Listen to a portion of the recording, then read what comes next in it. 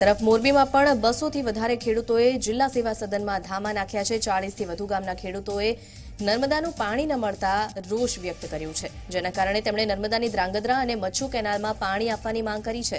સાથે 24 કલાકમાં જો નર્મદાનું પાણી નહીં આપવામાં આવે તો રસ્તા રોકો આંદોલનની ચીમકી પણ ઉચ્ચારી છે।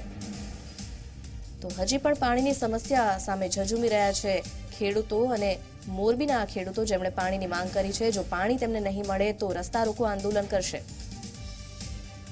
24 કલાકમાં પાણી આપવા માટેની માંગ થઈ રહી છે અને તેના માટે તમામ ખેડૂતો એકત્રિત થયા હતા।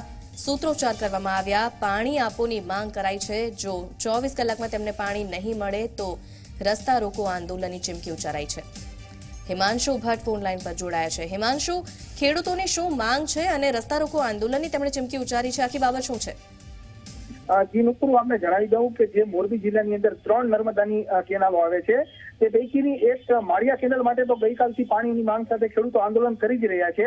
ઉપરાંતમાં જે બીજી 2 કેનાલ છે, ધ્રાંગધ્રા અને મચ્છુ કેનાલ, આ બંને કેનાલમાં પણ હાલમાં નર્મદાનું જે પાણી છોડવામાં આવ્યું છે તેનું એક ટીપું પાણી આજની તારીખે છેવાડાના ખેડૂતોને મળ્યું નથી, જેથી કરીને અંદાજે 40 જેટલા ગામના ખેડૂતો, અંદાજે 500 જેટલા ખેડૂતો આજે કલેક્ટર કચેરી આવ્યા હતા અને તેમની એક જ માંગ હતી કે સરકારે જે જાહેરાત કરી હતી કે રવિ પાક માટે ખેડૂતોને પાણી મળશે, આ વચન અને આ વાતને સરકાર પૂરી કરે। આજની તારીખે પાણી નથી મળતું, માટે ખેડૂતોમાં ઘણો આક્રોશ છે અને એક જ માંગ છે તેમની કે તેઓને રવિ પાક લેવા માટે નર્મદાનું પાણી કોઈ પણ સંજોગે સરકાર અને તંત્ર દ્વારા પૂરું પાડવામાં આવે। નુપુર જી હિમાંશુ, આભાર માહિતી માટે।